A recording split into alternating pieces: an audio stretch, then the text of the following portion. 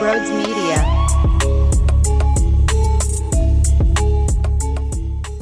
Oh, it's been a rough Thursday morning. I didn't necessarily know exactly what I was going to discuss for today's pod, and then I just got hit with a wave of insanity. Not often do I love to share shows between multiple different teams, but when I learn that Mr. Tortorella, you know what? That actually gives him respect. No. John Tortorella is benching Matvei Michkov in multiple different games, and now he's healthy scratching him for the game in Tampa tonight. And not so shortly afterwards, I gotta see that Tyrese Maxey is going to miss weeks due to his hamstring when he left the game last night in LA. I'm one bottled up mess right now. So where do I begin? Because on one side of it, the Sixers' injuries with Paul George and Maxey are out of their control. That just happens naturally when playing the game. The John Tortorella one is being a tool, right? That's something you can control, kind of. Just don't scratch him. Let the kid play. So you know what? Let's start Sixers. They're 1-6. Their offense looks abysmal. Dribble, handoff. There's not much being ran. It's very blah. Now they're missing Joel, but this is the big picture disappointment. The idea heading into the season was they were going to work with Joel Embiid differently this season, right? They laid out an entire plan. So knowing you were going to be without the big man for more games than you are accustomed to, that means when Maxey and Paul George are out there, you got to win games. You got to look competent. You have to look like an NBA team. It can't go from when Embiid's back, you look like an NBA contender. And then when he's not there, you're in the lottery and potentially getting the number one pick overall. Then you're not really an NBA contender, even with one star changing franchises all the time in that league. It can't be that big of a separation. They need to do better without Embiid because it was always going to be without Embiid.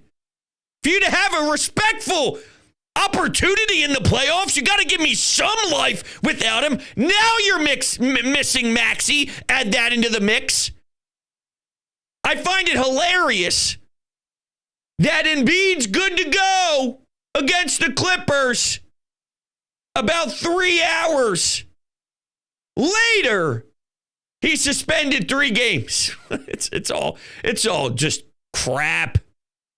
The messaging's all crap. Nick Nurse said post-game after the Clippers game, not that I expected many of you to stay up till 1:30, 2 a.m. to watch them. That third quarter was a disgusting effort, just putrid. They make a little run, a 7-0 run. Here's a 15-2 run the other way. I mean, this is the type of experience I get when I set aside my time to watch Sixers hoops through the first 7 games of the season. It's ridiculous. Nick Nurse said that the move to pull Maxey from the game was precautionary. This dude's missing a serious amount of time with the hamstring. Even watching him walk off the floor, you knew it wasn't precautionary, but this is typical Sixers. This is what they do. And this is probably the worst case scenario you could have ever laid out in the history of the worst starts of seasons. I mean, it does go deeper than just the product on the court, right? I mean, we're sitting in a world where Joel and columnists are getting into beef behind the scenes. We have more investigations than we do points scored for Joel Embiid. It's unbelievable. And this Maxey news is extremely disappointing.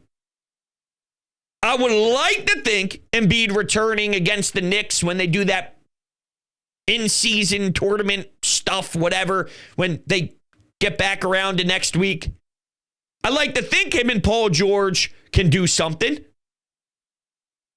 But the idea for me, it obviously wasn't for the Sixers, but the idea for me this season was to find cohesive basketball. It was to find chemistry.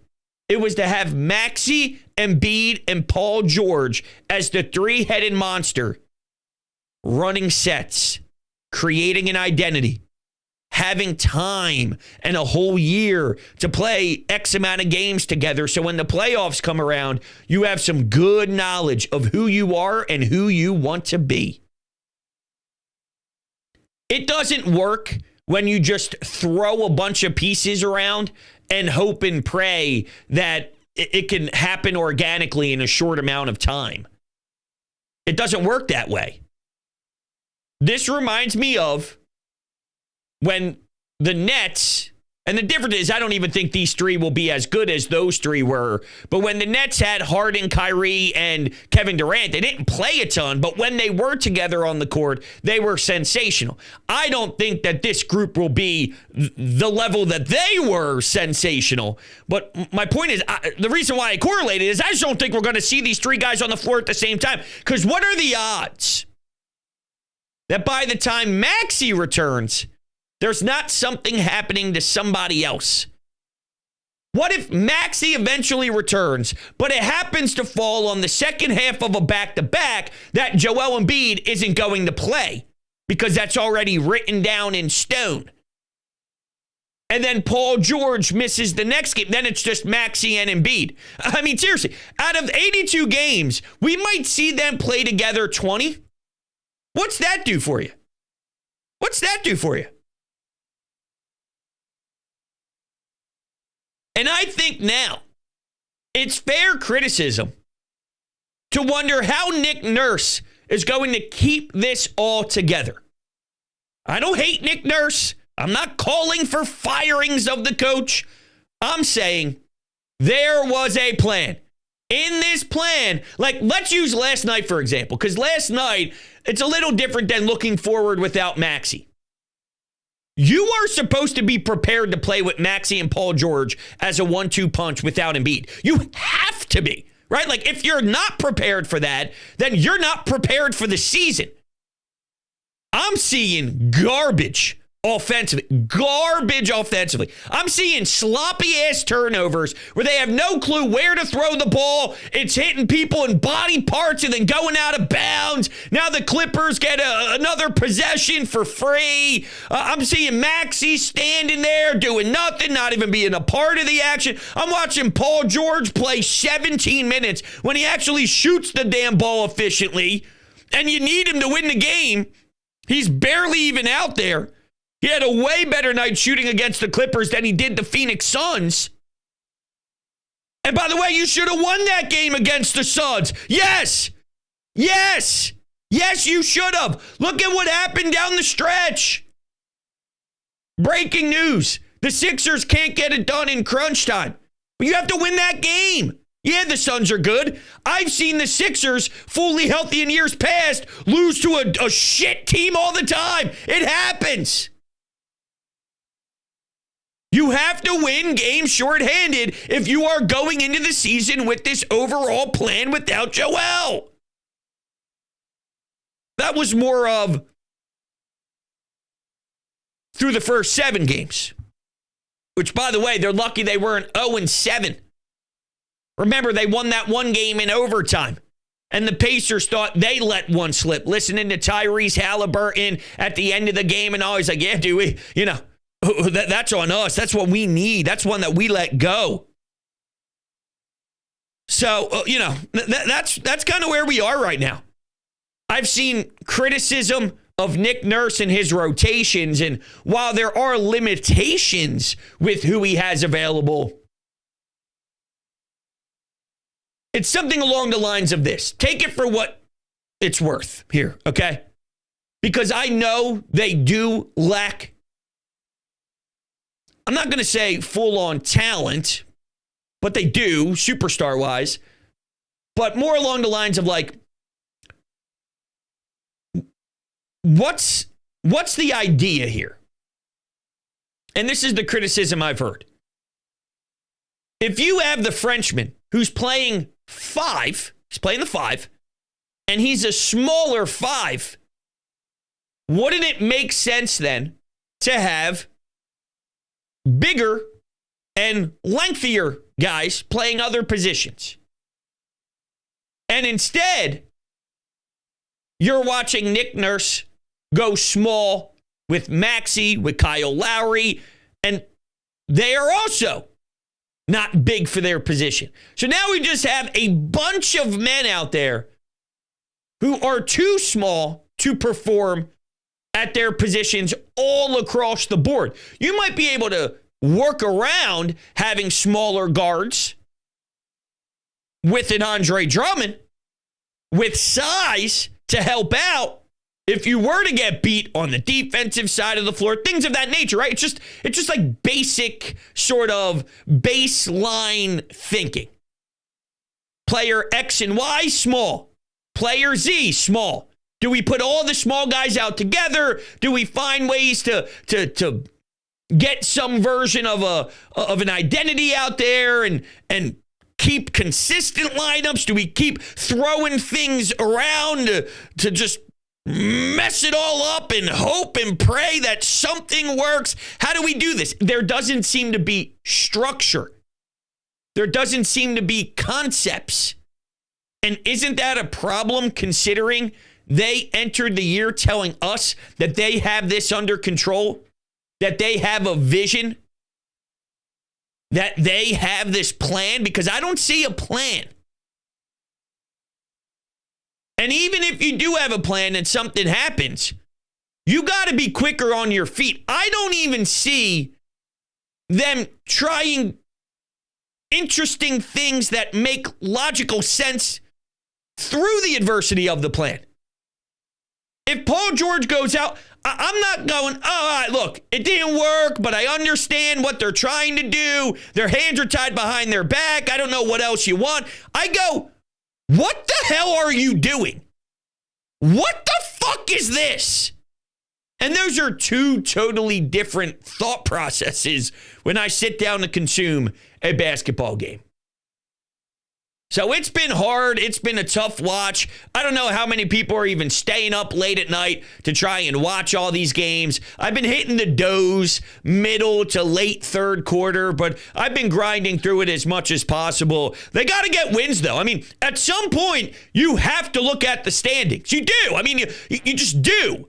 Last year, they lost in the first round. That's a fact. We keep talking about getting out of the second round. They lost so many regular season games because Embiid needed to have surgery and he had the meniscus issue that it then put you in a position where you had to play a first round matchup that should have been a second round matchup, but you had so many losses in the regular season, that's what you had to do. Well, I don't feel good about this group if that's where they are again. And when you dig yourself into such a hole early, think about what this means you have to do if you're back with Embiid to get yourself out of this funk. You can't just be great. You got to be fucking elite. Like, you got to be fucking amazing. Because if you're just good, then you're going to end up being average by the end of this with the full body of work. I need you to get yourself out of this and then some. And to do that, when Embiid's already going to play a certain percentage of the season as it is, you can't have any mistakes. You can't have any hiccups. You can't have any of that. And what are the odds that Sixers basketball isn't going to have any of that? See what I'm saying? And also, speaking of Joel Embiid, what's your number one concern with him outside of health and availability, which is a big one? It's probably some combination of turnovers, right? Some combination of trying to do too much late in the game, a couple of turnovers, bad possessions. That's why playing together is so important for me. And even if they figure something out between Paul George and Embiid without Maxey, everything changes the second Maxey returns because you have to find a way to maximize that speed. You have to find a way to maximize that talent. That's important. So whatever they do to click here, not that they can't take any of that and work with it when Maxey returns from his hamstring injury, but there's a whole new layer to this. And is Nick Nurse going to give us an advantage on the offensive sets? Or is he going to be that awesome, creative, unique, he throws interesting defensive wrinkles your way, and that's where maybe you see the tactician side? Because right now, offensively, I want to puke watching this dribble handoff stuff, and then you get a little blitz sent towards Tyrese Maxey. I mean, there's not much talent. Caleb Martin, Eric Gordon. If you're another team and these cats are jacking up shots, then you live with that all day. But I don't see anything offensively. Even if they're trying it and it doesn't work, I can at least admit, hey, I like the idea here, but it's just difficult to execute. Right now, I go, this is trash. Trash. And you need to be better, even with the circumstances. You don't get a free pass. That Clippers team isn't very good, by the way. The Clippers are not elite. They're a 500 basketball team. The Suns are good. And you could have had a win in Phoenix. The Clippers are not very good.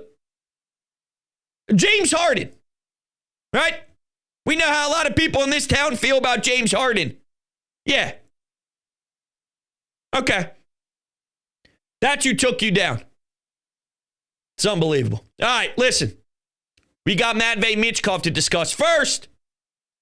Hello. Thank you guys all so much for making it this far if you did. If you are new to the channel, make sure you hit the subscribe button, hit the thumbs up button as well. I greatly appreciate every single one of you and all of your support. You can also listen to me on your drive to work or from home from work or wherever you go on the weekends. And all you have to do is go to Apple Podcasts, Spotify, any of your podcasting platforms, search Sports Talk with Broads. You can subscribe over there, leave a 5-star rating, reviews, help out the algorithms. So you guys are beautiful people. Thank you so much. And real quick, Garage Beer is the best beer. It truly, truly is. There's nothing better than your boys coming over. You're sitting down to watch a game. Like, yo, bro, can you grab me a beer?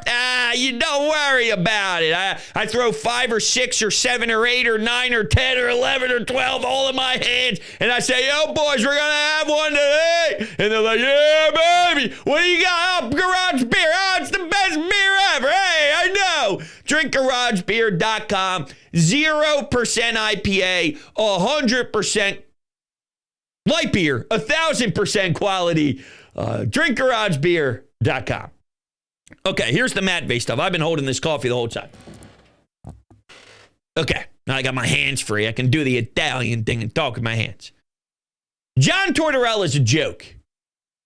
They made it seem like they knew what they were going to do to handle the Russian when he got here. 19 years old, superstar talent. We know how special he is. We're going to give him this window here to go out there and go through the ups and downs and learn on the fly and make mistakes, and it's okay because he really is that sensational.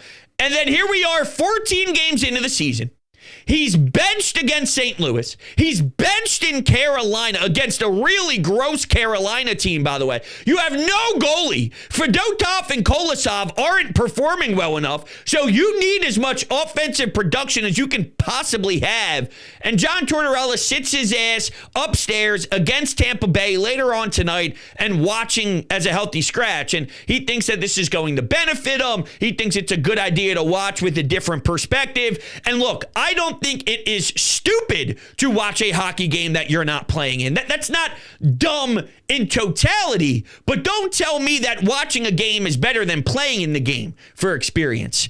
If watching a game gives you 4 out of 10 knowledge, in-game experience gives you 10 out of 10 knowledge. Give me the 10 out of 10 every day of the week. Is he a little disappointing 5-on-5 at times? Sure. Is he making a little hiccup here and there in the defensive zone? Sure.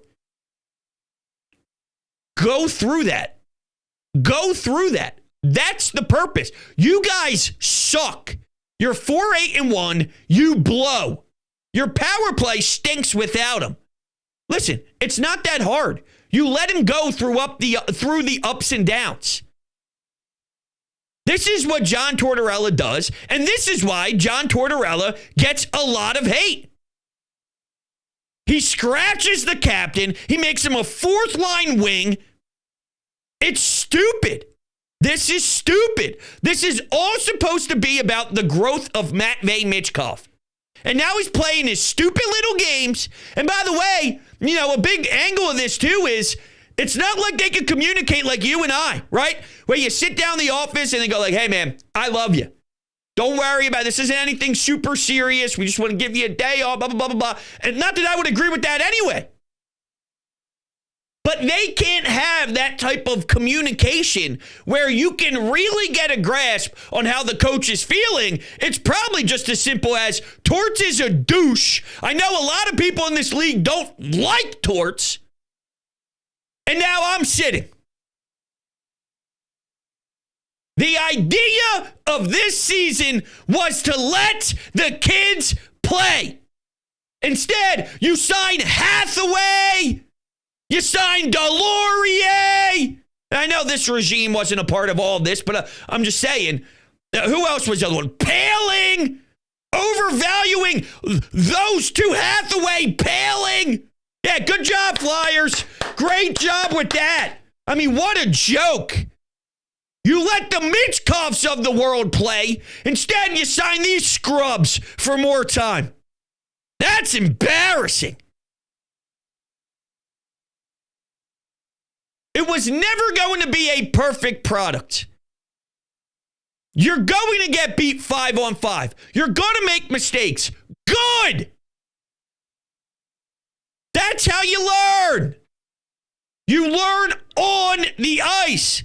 Battling against Tampa, playing a lot of games, learning the grind of an 82-game schedule, which isn't easy, even if you do play pros in Russia in the KHL, going up against grown men. This is a different world.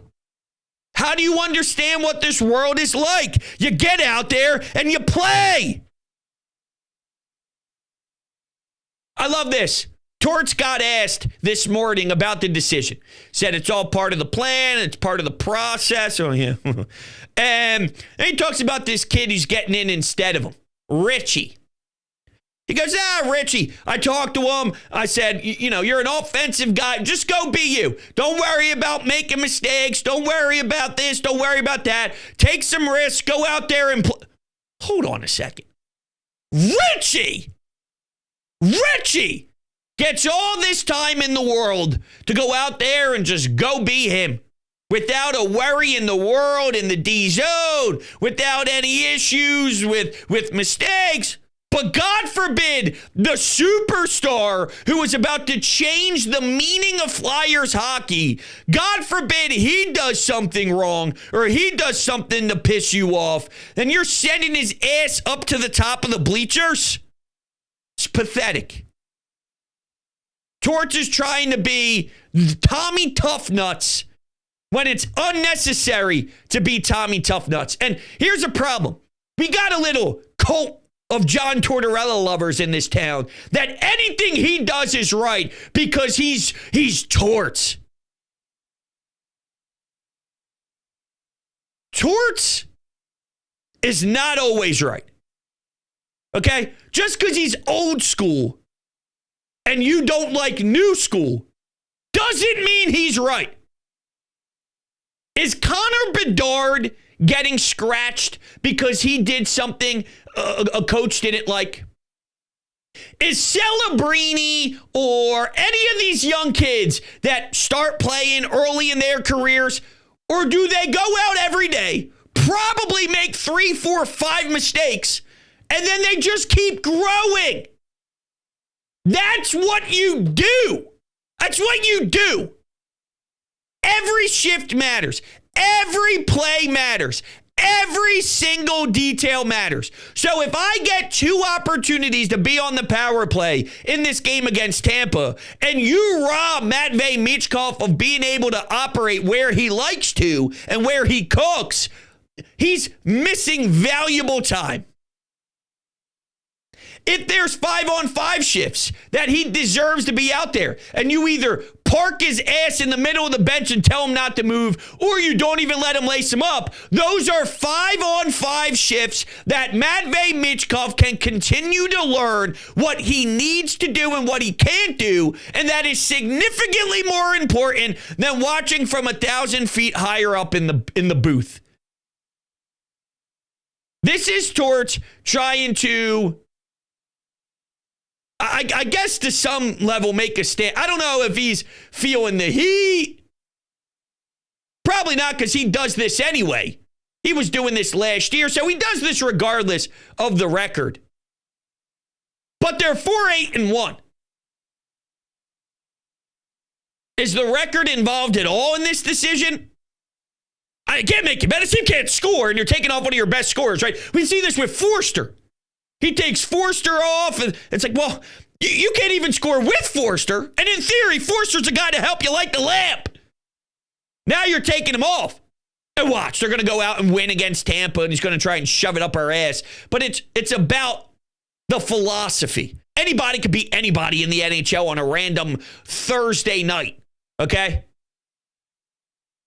So that could happen. But that doesn't mean this concept of not letting him play as much as humanly possible is a good one.